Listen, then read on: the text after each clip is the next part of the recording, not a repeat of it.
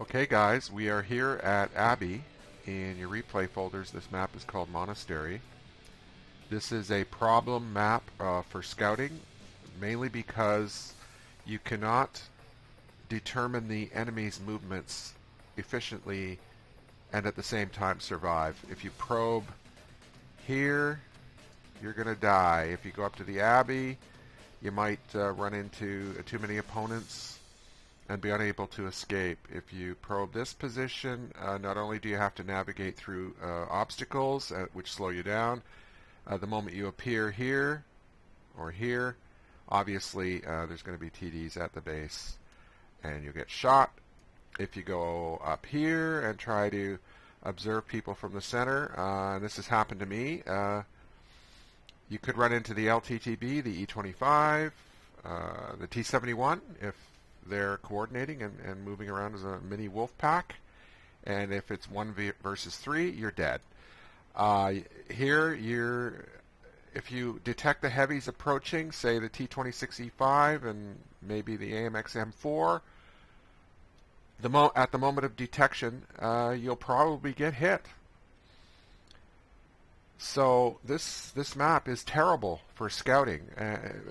If you think of the job of the scout is to determine the position of the enemy vehicles, as many of them as you can possibly light up, while not dying. And essentially that is not possible on this map, and that's also true on many other maps in World of Tanks. And sometimes I think they deliberately decided to deprecate the role of light tanks and scouts in the reconnaissance function, deliberately to help vehicles survive that don't like to get lit up by a scout and come under sustained fire to which they are not able to respond. So on this map recently, the most favorable scouting possibility is, for me, and this has happened over and over again, is to go down this road here with as much support as I can muster. Now in this battle, there's no 9s or 10s. And there's, 5 Tier 8s and 10 Tier 7s. And I was platooned with an AMX CDA 105, Jim Ape there, and Techie 95 in the Luva. So I told them that generally on this map I've had more success going down the 8-9 line, and it's worked when other ideas have not worked. Now essentially this is, the video is called rolling the dice, and the reason for that is you do not know if you're going to run into anything, and on occasion you will proceed down here and encounter nothing, and that's bad because it means, especially if you've assembled a large force, it means there's battles taking place in other parts of this map and you're not contributing.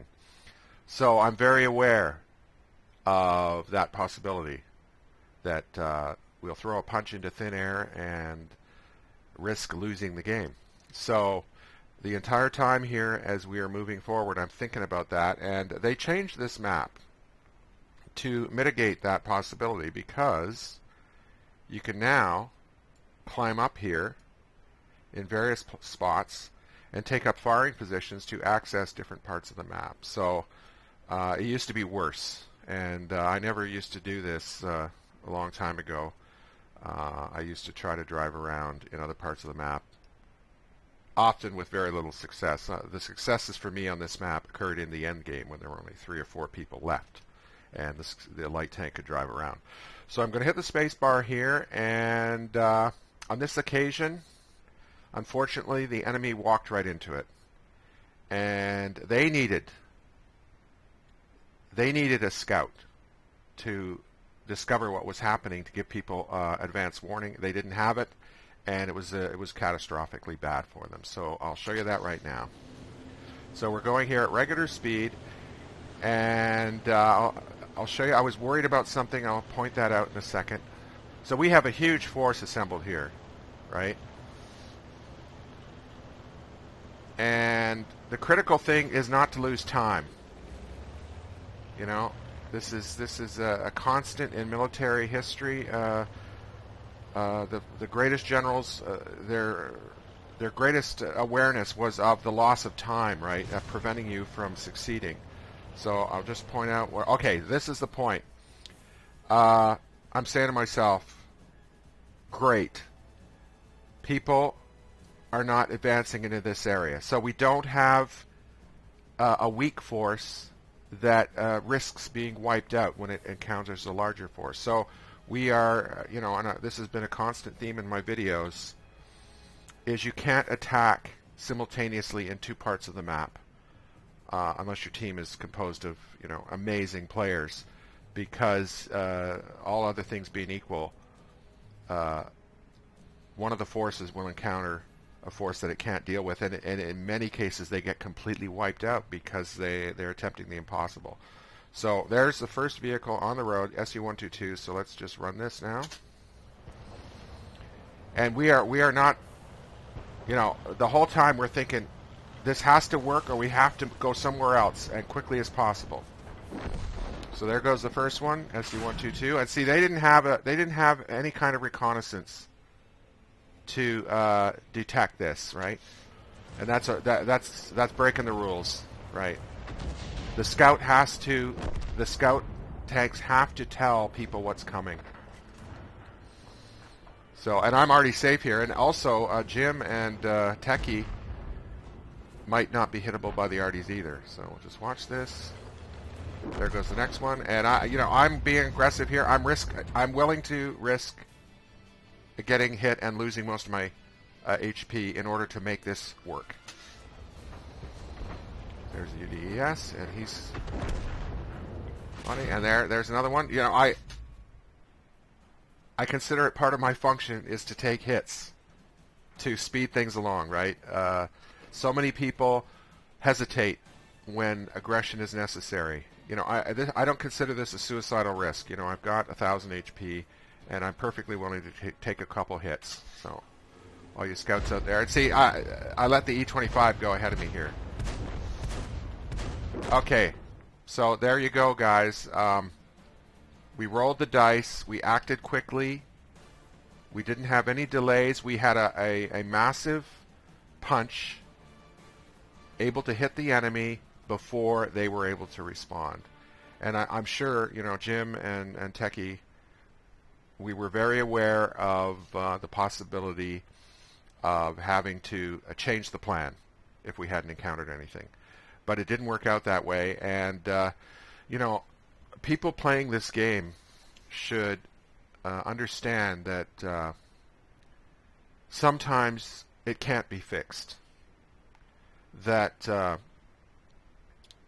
deployment is such a complicated thing.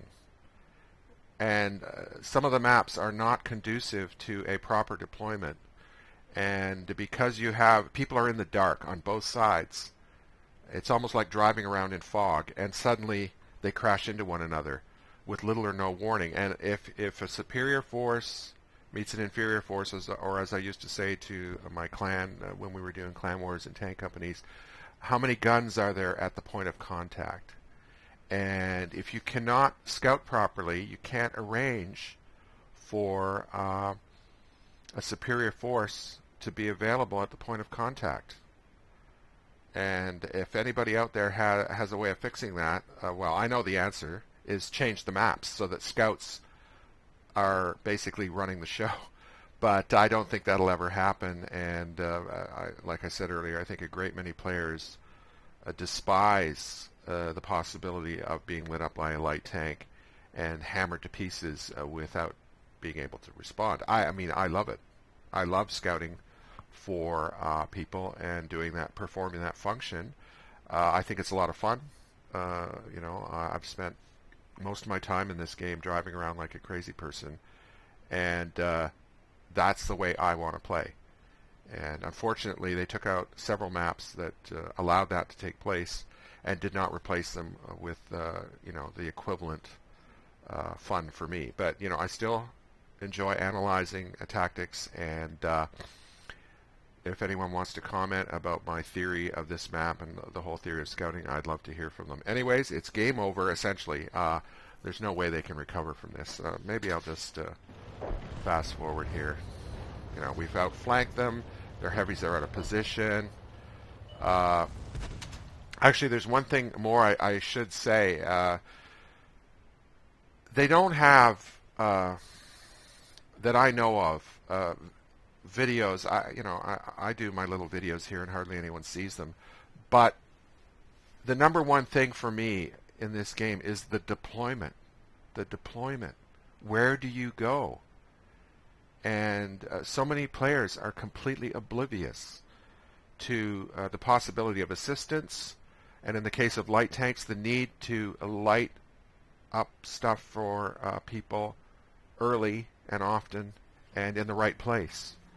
And if you can fix those two problems, you'll be much further ahead. And the best players in the game, I've seen those purple people eaters. They know what to do in terms of movement. They're experts at going to the right place at the right time, and typically not accepting an unfavorable engagement. If they can get away from a firefight because they know they can't win it, they run. I've seen this over and over again, especially in the higher tiers. Right? They typically do not accept. In a heavy tank, you can't really escape. But then, in that case, they go to the right place, and the places that have the highest possibility of success. That's one of the things that they have mastered, and that players who are just learning the game need to quickly internalize in order to have a happy experience of playing World of Tanks. Anyways, it's game over, and I hope you enjoyed the video.